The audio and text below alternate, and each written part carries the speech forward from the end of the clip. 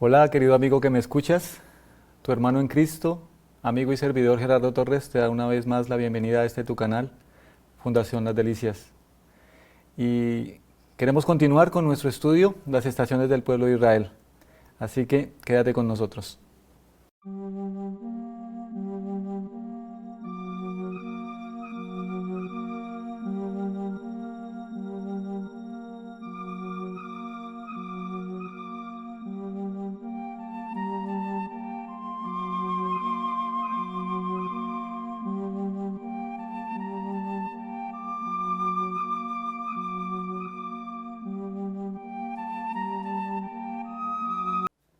Bien, en esta ocasión vamos a estudiar la primera de las estaciones y vamos a ir al libro de Números capítulo 33 y el versículo 5.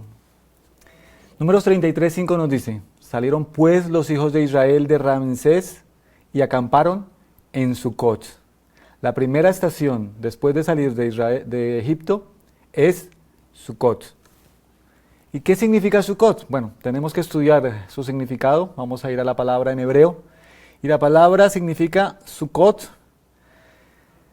cabañas enramadas, y es el nombre de 3 lugares en Palestina. Cabañas enramadas. Creo que Dios quería enseñarle algo a su pueblo. Quería decirles que ellos eran peregrinos y advenedizos en esta tierra.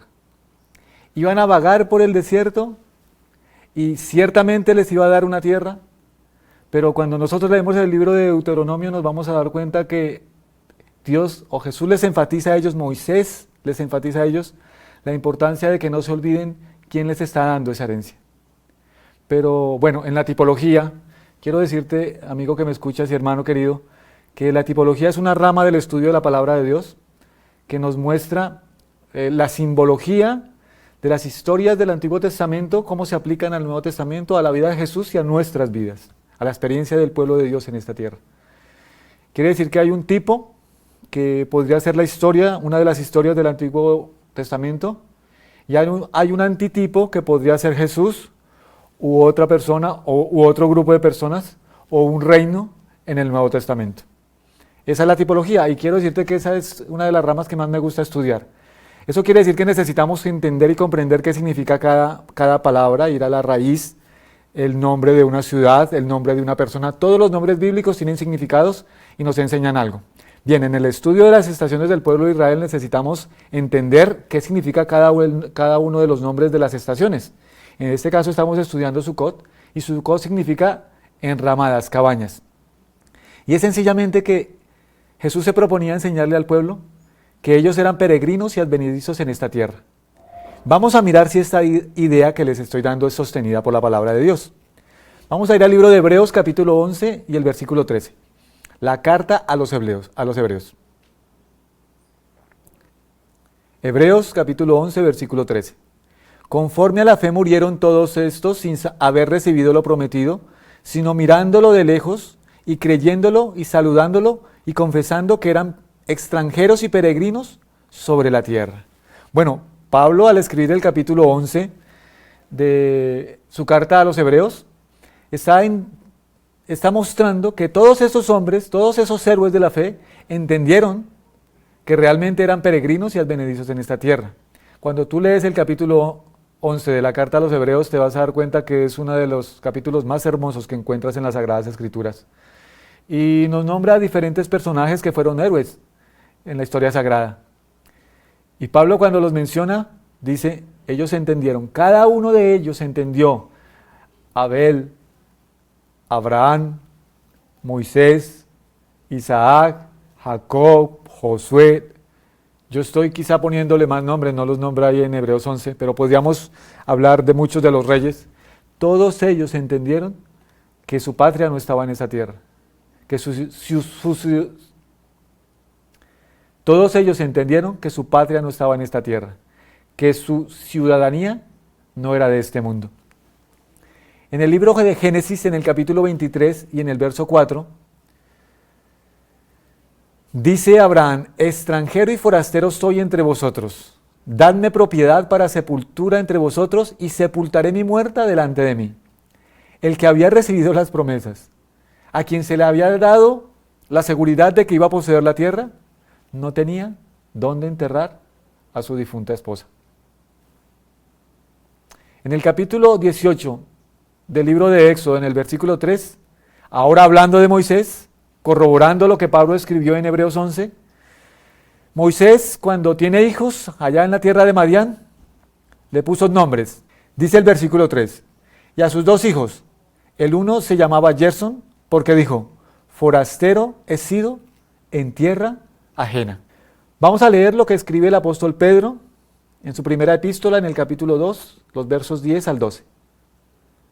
Vosotros, que en otro tiempo no erais pueblo, pero que ahora sois pueblo de Dios, que en otro tiempo no habíais alcanzado misericordia, pero ahora habéis alcanzado misericordia.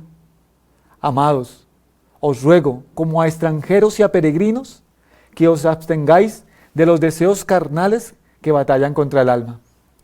Y me causó curiosidad o me interesé por entender esa palabra abstenerse. Él le dice a los cristianos, al mundo cristiano, amados, yo os ruego como a extranjeros y peregrinos que os abstengáis de los deseos carnales. Pues bien, busqué esa palabra y en el comentario bíblico adventista nos da una idea muy clara de lo que significa ser peregrinos y advenedizos en esta tierra, o extranjeros y peregrinos en esta tierra. Mira cómo dice, los cristianos, los hijos de Dios, deben mantenerse sin mancha ni arruga en medio de un mundo degenerado moralmente. Deben evitar todo contacto con los hábitos y las prácticas de maldad. Esto es lo que los mantiene aparte como extranjeros y peregrinos en este mundo. No es solamente pensar que no vamos a adquirir posiciones en este mundo, sino es mantenernos limpios y sin mancha en esta tierra. No pertenecemos a esta cultura, esta no es nuestra cultura es la cultura del cielo. Y eso es algo que es muy diferente a la cultura del mundo. En realidad son opuestas, no pueden unirse.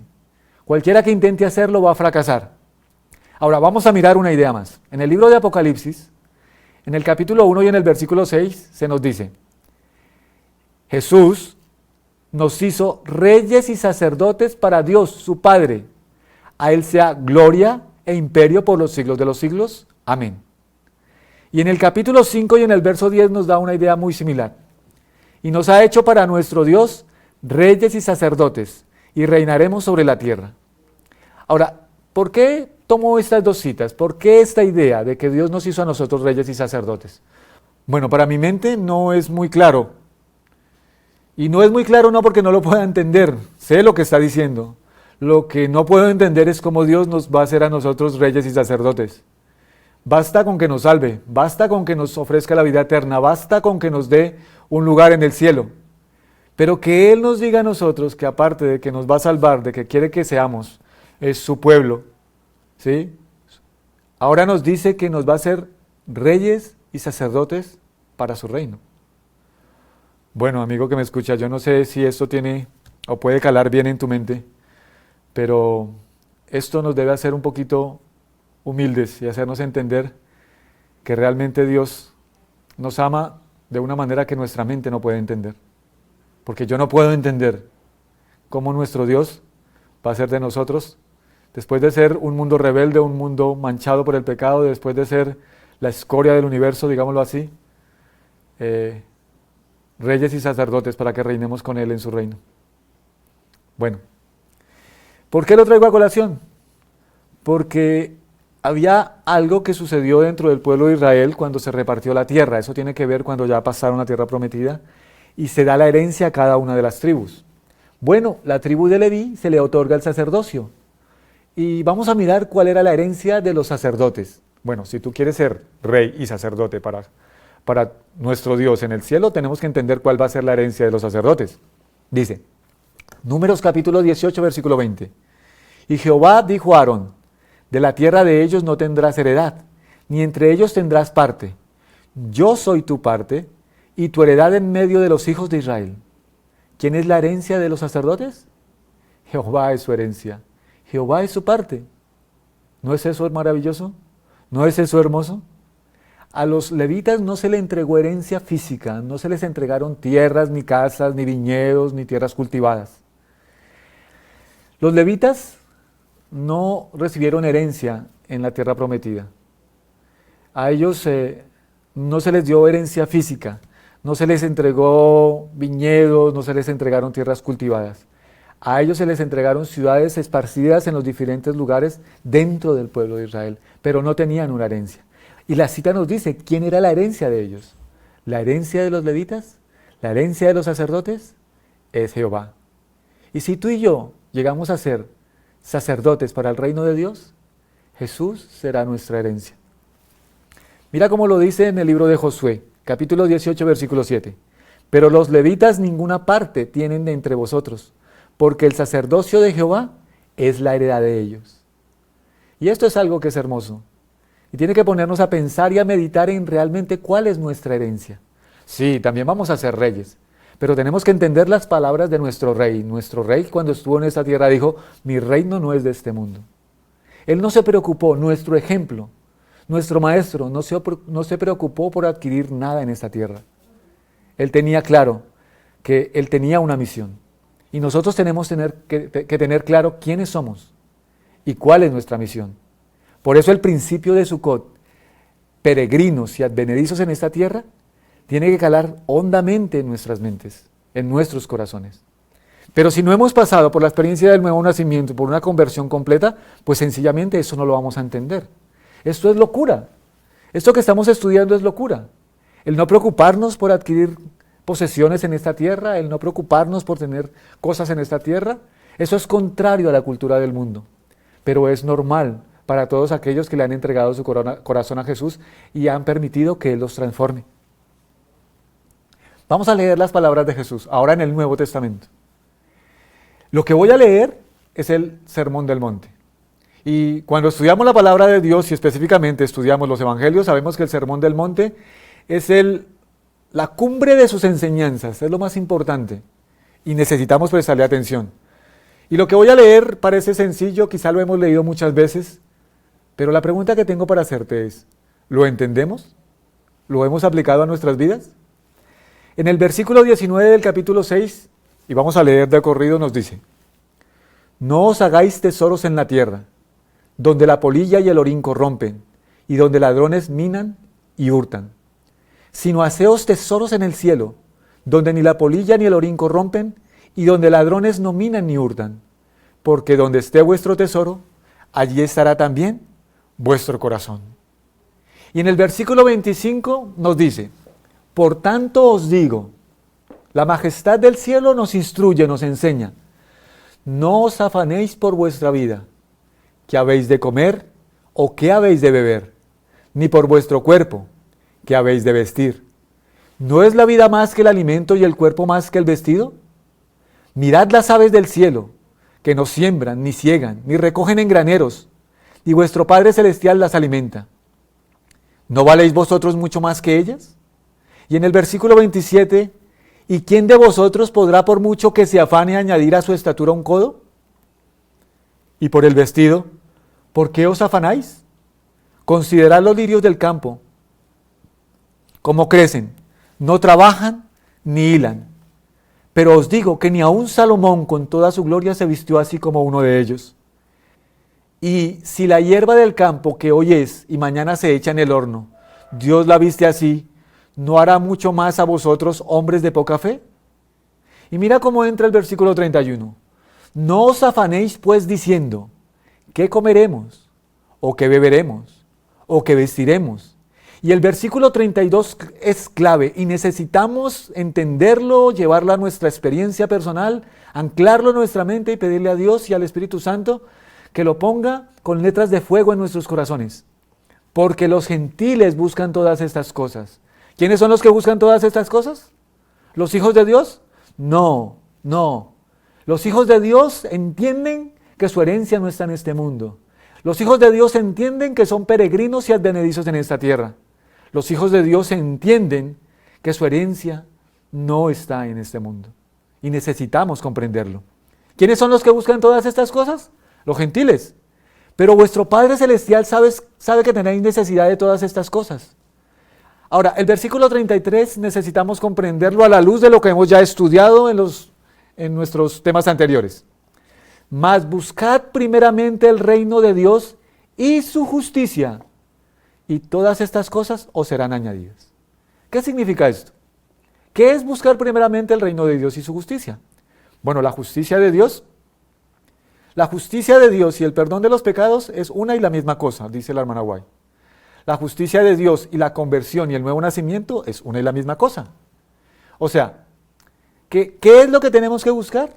El reino de Dios y un nuevo nacimiento y una verdadera conversión en esta tierra para poder ser reyes y sacerdotes en el cielo. Tiene sentido, ¿no? Mas buscad primeramente el reino de Dios y su justicia. Tenemos que permitir que Jesús nos ponga su manto de justicia. Que seamos dotados del poder de lo alto para vencer del pecado en nuestras vidas. Y todas las demás cosas vendrán por añadidura. ¿Por qué? Porque cuando las cosas que son añadidura vienen antes de la conversión, vienen antes del nuevo nacimiento, vienen antes de que nuestras vidas hayan sido transformadas, seguramente nos van a anclar con más fuerza a esta tierra. Pero un hijo de Dios, aquel que ha pasado por esa experiencia de ser una nueva criatura en Cristo Jesús, Dios le puede confiar cosas o bienes o dinero en este mundo, porque seguramente lo usará para la gloria de Dios. Así que no os afanéis por el día de mañana, porque el día de mañana traerá su propio afán. Basta cada día su propio mal. Ahora, vamos a leer algunas citas del Espíritu de Profecía que nos van a ayudar para reforzar este pensamiento de ser peregrinos. Recuerdan que es la primera estación. O sea que en la primera estación lo que Jesús quiere es enseñarle al pueblo de Dios, tu herencia no está en esta tierra, tu herencia no está en este mundo, tú eres peregrino acá, yo te tengo una herencia en el cielo. Dice, Patriarcas y Profetas, página 146, párrafo 4. Los que procuran para sus hijos riquezas y honores terrenales, a costa de sus intereses eternos, comprenderán al fin que estas ventajas son una terrible pérdida. Como Lot, muchos ven a sus hijos arruinados y apenas salvan su propia alma. La obra de su vida se pierde y resulta en triste fracaso. Si hubieran ejercido verdadera sabiduría, sus hijos habrían tenido menos prosperidad mundana, pero tendrían en cambio seguro derecho a la herencia inmortal. Bueno, la historia de Lot nos puede enseñar y nos puede dar a entender cuáles son los resultados de querer acumular tesoros en esta tierra. Lot poco a poco fue poniendo sus tiendas hasta llegar a Sodoma.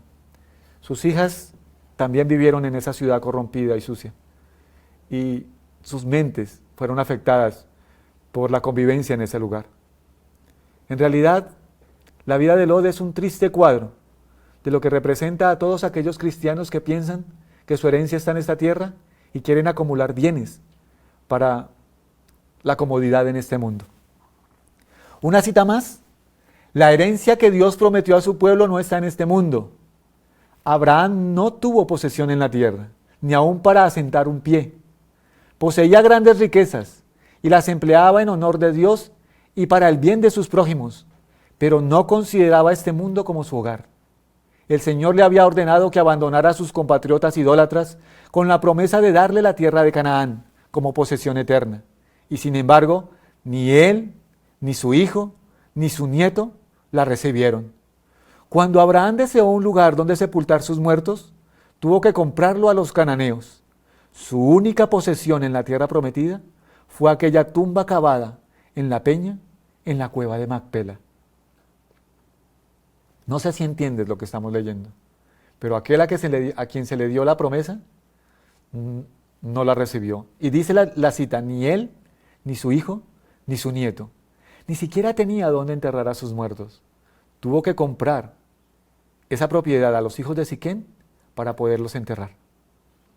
Ahora es demasiado tarde para aferrarse a los tesoros mundanales. Casas y tierras innecesarias pronto no serán de beneficio para nadie, porque la maldición de Dios descansará más y más pesadamente sobre la tierra. Llega la invitación, vended lo que poseéis y dad limosna. Este mensaje debiera hacerse llegar fielmente a los corazones de la gente. Este mensaje debiera hacerse llegar fielmente a los corazones de la gente, para que la propiedad de Dios les pueda ser devuelta en ofrendas que promuevan su obra en el mundo. Y aquí vamos a entrar en un asunto que puede tocar la raíz del mal en nuestros corazones. Bueno, la cita está diciendo, estoy leyendo de Eventos de los Últimos Días, página 221 y párrafo 5, que el mensaje de que vendan sus propiedades para la causa de Dios debe darse fielmente a sus hijos en esta tierra. Y bueno, antes de avanzar con este mensaje quiero preguntarles, en la iglesia apostólica, cuando los discípulos estaban predicando llenos del Espíritu Santo, y en un solo sermón se podían convertir, escúchame bien, convertir hasta 3,000 personas, este mismo mensaje se dio. ¿Y qué dice la Biblia en el libro de Hechos? Ellos vendían sus casas, ellos vendían sus posesiones y traían el dinero de la venta a los pies de los apóstoles y ellos las administraban de acuerdo a lo que el Espíritu Santo les mostraba que debían hacer. Bueno, creo que este mensaje debe llegar en este tiempo a su pueblo. Vamos a seguir leyendo. En Lucas 12, 32 y 33 nos dice, no temáis, manada pequeña, porque a vuestro Padre le ha placido daros el reino. Vended lo que poseéis y dad limosna. Haceos bolsas que no se envejezcan, tesoro en el cielo que no se agote, donde ladrón no llega, ni polilla destruye, porque donde está vuestro tesoro, allí estará también vuestro corazón. Ahora voy a leer otra cita que tiene que ver con cuál es la voluntad de Dios para sus hijos en este momento en la tierra. Dice, me fue mostrado, Consejos sobre Mayordomía Cristiana, página 63.4, me fue mostrado que la voluntad de Dios es que antes que venga el tiempo de angustia, los santos se libren de cuanto los estorbe y hagan pacto con Dios por medio de sacrificio.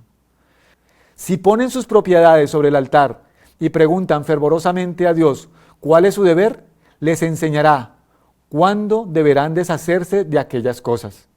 Entonces estarán libres en el tiempo de angustia y no habrá trabas que los detengan. Ahora, después de leer esta cita, quiero hacerte una pregunta. ¿El tiempo de angustia que nos espera está lejos? ¿Falta mucho tiempo para entrar en ese tiempo de angustia? Necesitamos pedirle a Dios discernimiento, porque realmente grandes eventos se están suscitando alrededor de cada uno de nosotros. El mundo está en un caos completo. Y yo personalmente creo, no sé si compartes mi idea, que el tiempo de angustia que se avecina está a las puertas. Y si es así, entonces esta cita que acabo de leer es para nosotros. Es la voluntad de Dios que le preguntemos qué debemos hacer con nuestras propiedades. Porque finalmente, en el tiempo de angustia, nada va a valer. Nadie va a tener nada. Y lo que no vendimos, o de lo que no nos deshicimos para que la obra de Dios avanzara, no lo vamos a poder hacer cuando empiece el tiempo de angustia. Vi que si algunos se aferraban a sus propiedades y no preguntaban al Señor en qué consistía su deber, Él no se los hará conocer y les permitirá conservar sus propiedades. Mira lo que está diciendo acá. Él quiere que nosotros le preguntemos, Señor, ¿cuál es mi deber? ¿Qué quieres que haga? Y Él me va a decir qué debo hacer. Pero si no le preguntamos, Él va a dejar que las tengamos. ¿Sí? Que las retengamos en nuestro poder. Pero mira lo que va a pasar con esas propiedades, dice. Pero en el tiempo de angustia, éstas se levantarán delante de ellos como una montaña para aplastarlos. Y ellos tratarán de deshacerse de ellas, pero no podrán. Oí a algunos lamentarse así. La causa languidecía. Los hijos de Dios morían por carecer de la verdad, y nosotros no hicimos esfuerzos para suplir la falta. Ahora, nuestras propiedades no tienen valor. Ojalá que nos hubiésemos librado de ellas y hecho tesoros en el cielo. También vi que Dios no ha pedido a todos sus hijos que se deshagan de sus propiedades al mismo tiempo. Pero si ellos desean que se les enseñe, Él les hará saber en tiempo de necesidad cuándo y cuánto deben vender. En tiempos pasados se les pidió a algunos que se deshicieran de sus propiedades para sostener la causa bendita, mientras que a otros se les permitió guardar la suya hasta un momento de necesidad. Entonces, a medida que la causa lo necesite, es su deber vender. Y yo estoy hablando de esto sencillamente porque en una de las citas que leí anteriormente decía que este mensaje debía llegar al pueblo de Dios. Y necesitamos comprenderlo. Ahora, la pregunta que tengo para ti para finalizar este segmento del tema es, ¿eres peregrino y advenedizo en esta tierra? ¿Realmente sientes que tu hogar no está aquí y estás acumulando tesoros en el cielo donde ni la polilla ni el orín corrompen? Bueno, sigamos avanzando en nuestro estudio. Ahora vamos a hablar de la multitud mixta, porque resulta que cuando llegaron a Sucot, voy a leer del libro de Éxodo capítulo 12, versículos 37 al 38, partieron los hijos de Israel de Ramesés a Sucot como 600,000 hombres de a pie, sin contar los niños. Y en el versículo 38 dice, también subió con ellos grande multitud de toda clase de gentes y ovejas y muchísimo ganado. O sea, parece que muchos egipcios o habitantes de otras naciones que estaban en ese momento en Egipto, finalmente decidieron salir con el pueblo de Israel de esta tierra que en ese momento el país estaba totalmente destruido. Entonces seguramente que ellos salieron no por la motivación correcta, por ir a servir al Señor en el desierto y por ser su pueblo especial, sino porque querían salir de la destrucción y la devastación en la que se encontraba la nación en la que estaban viviendo. Y al oír decir que se les llevaría a una tierra que fluye leche y miel, sus corazones egoístas se llenaron de ansiedad y desearon participar de los goces de los cuales iba a participar ese pueblo al que Dios estaba sacando de la esclavitud egipcia. Ahora, vamos a leer alguna cita. Voy a leer primero de Patriarcas y Profetas. El pueblo de Israel, especialmente la multitud mixta, estaba siempre dispuesta a rebelarse contra Dios. Se le llama la multitud mixta. No pertenecían al pueblo de Dios, no eran israelitas, ¿sí? Eran egipcios que salieron quizá por temor o que salieron con el deseo de ventajas temporales o de otras naciones que habitaban en ese momento, pero la Biblia los llama multitud mixta. Y de ellos salía la rebelión. También murmuraban contra Moisés y lo afligían con su incredulidad y testarudez, por lo cual iba a ser una obra laboriosa y aflictiva conducirlos hasta la tierra. Sus pecados ya les habían hecho perder el favor de Dios y la justicia exigía su destrucción. El Señor, por lo tanto, dispuso destruirlos y hacer de Moisés una nación poderosa. Bueno, en realidad, todas las aflicciones y las rebeliones y las murmuraciones nacían en este grupo de personas. Recuerda, se le conoce como la multitud mixta. Vamos a mirar.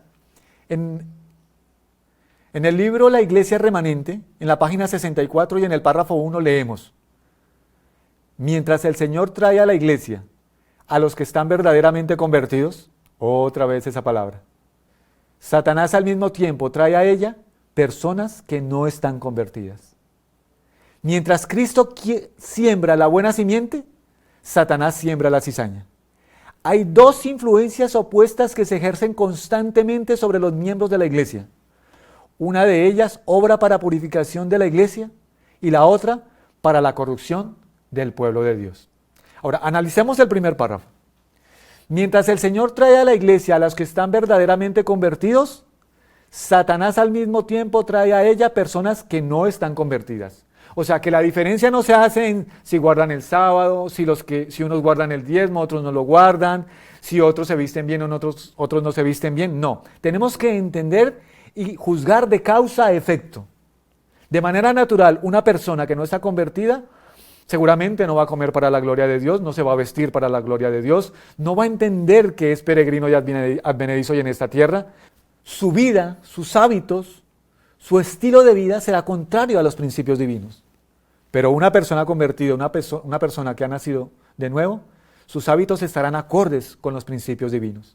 Entonces piensa, Jesús trae a la iglesia a los que están verdaderamente convertidos, pero Satanás también trae a la iglesia personas que no están convertidas y son un problema para la iglesia. Ahora piensa, medita en tu mente, examina tu corazón. ¿Tú eres un verdadero hijo de Dios? ¿Tú estás convertido? ¿Tú eres una bendición para la iglesia? ¿Trabajas por Jesús? ¿Estás pendiente? ¿Estás trabajando incansablemente por la causa de Dios en tu iglesia, en el lugar en donde te encuentras? ¿O tú eres un estorbo? ¿O tú eres un problema para el pueblo de Dios, como lo era la multitud mixta? Yo estoy simplemente trayendo la tipología, la simbología. La multitud mixta fue un problema para el pueblo de Dios que salió de Egipto y acampó en Sucot. Ellos no estaban pensando como Dios quería que pensara su pueblo. Su pensamiento era contrario al ideal de Dios. Y siempre estaban murmurando, quejándose y rebelándose contra lo que Dios disponía para ellos. Ahora voy a leer una cita del deseado de todas las gentes que habla de algo que personalmente no solamente cautiva mi corazón. Voy a leer una cita del deseado de todas las gentes que de manera personal les digo, no solamente cautiva mi mente y mi atención, sino que también derrite un poco mi corazón al pensar lo que está diciendo. Y está hablando de Jesús y en qué lugar específicamente le gustaba a él pasar horas, pasar tiempo. Había un lugar en donde él se sentía dichoso y feliz. Vamos a leer del deseado de todas las gentes, página 482, párrafo 3. Jesús deseaba que los hombres comprendiesen mejor la consideración que Dios concede a los instrumentos humanos que creó. Pero las multitudes eran duras de entendimiento. Y en el hogar de Betania, Cristo hallaba descanso del pesado conflicto de la vida pública. Allí abría ante el auditorio que le apreciaba el libro de la providencia.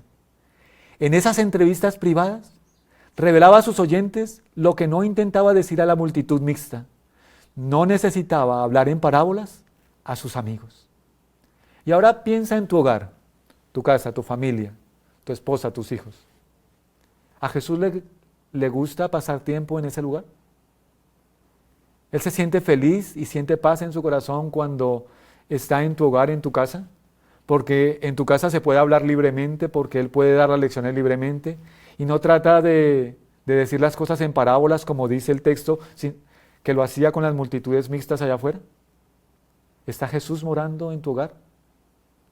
Eso necesitamos entenderlo y necesitamos abrirle la puerta de nuestros hogares a Jesús para que Él ponga todo en orden y se sienta feliz de estar con sus hijos en comunión. Bien, hasta aquí llegamos a Sucot. Ahora vamos a pasar a Etán. Es la segunda estación. En Números 33:6 dice, salieron de Sucot y acamparon en Etán, que está al confín del desierto. Y como en la estación anterior necesitamos saber qué significa Etán. Y en hebreo significa límite marino o limitado por el mar. ¿Y esto qué significa? Límite marino. ¿Qué viene a tu mente? Bueno, cuando hablamos del mar pensamos en las muchedumbres, en la gente de afuera, en las multitudes. Y cuando habla de límite, pues simplemente tenemos que pensar que Dios quería darle a su pueblo límites con los otros pueblos. Y eso tiene sentido.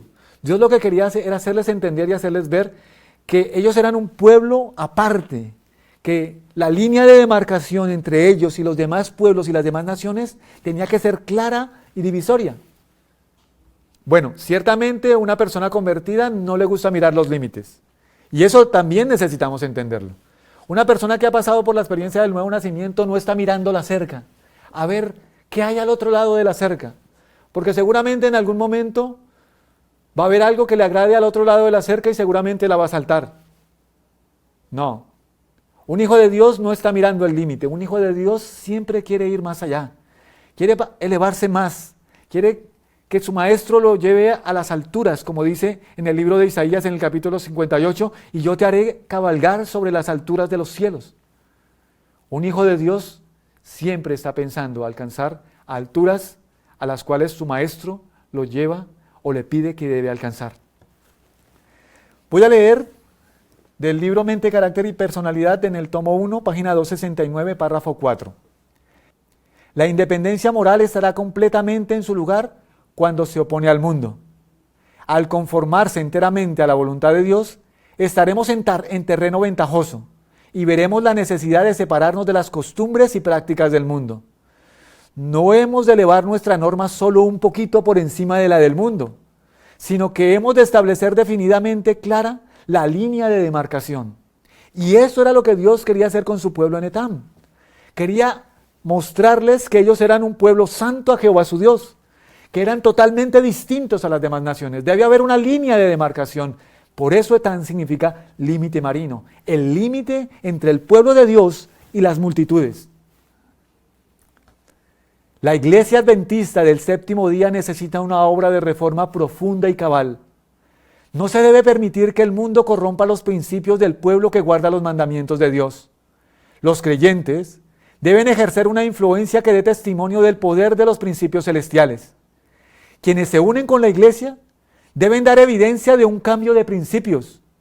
A menos que esto se haga, a menos que se preserve cuidadosamente la línea de demarcación entre la iglesia y el mundo, el resultado será la asimilación de éste. En otras palabras, el mundo debe convertirse a la iglesia, no la iglesia al mundo. Pero nos está diciendo que mientras la línea de demarcación no se presente clara, indeleble, seguramente que la iglesia se va a convertir al mundo. Y necesitamos, también está diciendo la cita, analizar bien claramente. Necesitamos saber quiénes son los que se están uniendo a la iglesia. Si estas personas realmente han cambiado sus principios, si realmente han cambiado de vida, si realmente son personas convertidas. De lo contrario, bueno, ¿y eso cómo se logra? Bueno, si nosotros bajamos los estándares, si nosotros bajamos los principios, mucha gente va a entrar a la iglesia. Pero si nosotros elevamos los estándares, si los principios los colocamos bien altos, seguramente que una persona lo va a pensar 2 veces si quiere pertenecer al pueblo de Dios, si quiere aceptar a Jesús como su Salvador personal. Ahora viene a mi mente algo, piensa, para ser un israelita en el tiempo antiguo, en el Antiguo Testamento, ¿qué se necesitaba?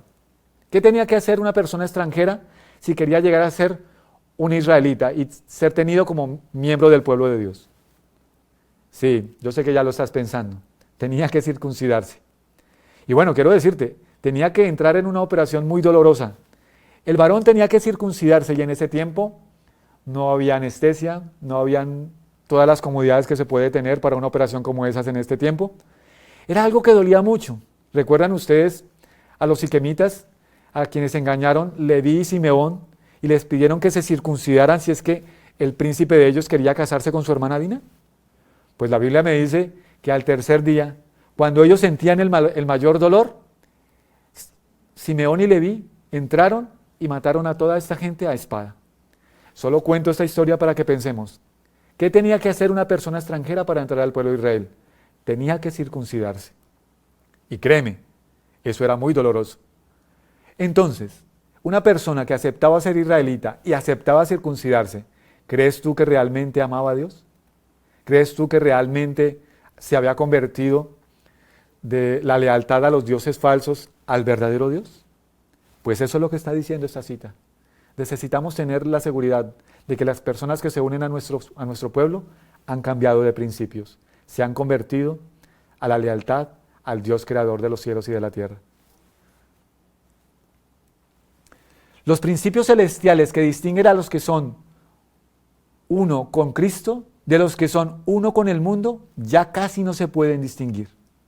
Los profesos seguidores de Cristo no son más un pueblo separado y peculiar. La línea de demarcación es borrosa. El pueblo se está subordinando al mundo, a sus prácticas, a sus costumbres, a su egoísmo. La iglesia ha vuelto al mundo en la transgresión de la ley de Dios, cuando el mundo debiera haber vuelto a la iglesia por la obediencia al decálogo. Diariamente la iglesia se está convirtiendo al mundo.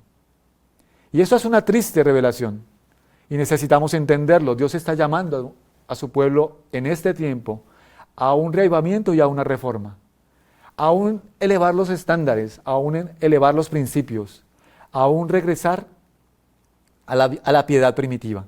Jeremías escribe en el capítulo 6, en el versículo 16 de su libro: paraos en los caminos y preguntad por las sendas antiguas, cuál sea el buen camino, y andad por él. Bien, hemos llegado al final de este estudio. Creo que son muchas las lecciones que hemos sacado de estas 2 estaciones. Dios nos llama a ser peregrinos y advenedizos en esta tierra, y Dios nos llama a tener una conversión cabal. No podemos ser de la multitud mixta, debemos ser verdaderos israelitas, como le dijo a Natanael: he aquí un verdadero israelita en quien no hay engaño. Y quiero invitarlos para que estemos atentos a nuestro próximo estudio, porque en nuestro próximo estudio vamos a estudiar sobre Pihairot. Cuando ellos salen de Tan, llegan a una estación que se llama Pihairot, en donde están encerrados por detrás el ejército de los egipcios. Por delante, un mar que no van a poder cruzar a su vista, y a sus costados, unas montañas infranqueables. Te invito para que me acompañes en el siguiente estudio. Vamos a hacer una oración para finalizar.